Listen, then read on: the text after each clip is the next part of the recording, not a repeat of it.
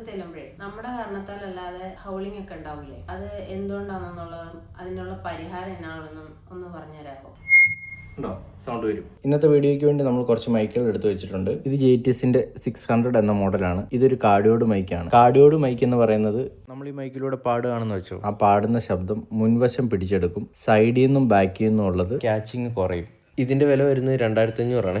ഇത് ഷുവറിന്റെ Beta58 QLX D2 എന്ന model മൈക്കാണ് കേട്ടോ. ഇതൊരു സൂപ്പർ കാർഡിയോഡ് മൈക്കാണ്. നമ്മൾ പറയുന്ന ശബ്ദം കൂടുതലായിട്ട് ഇത് പിടിച്ചെടുക്കും. സൈഡിൽ നിന്നും കുറച്ച് പിടിച്ചെടുക്കും കേട്ടോ. ഈ മൈക്ക് 1,00,000 മേളിൽ വിലയുള്ള മൈക്കാണ്.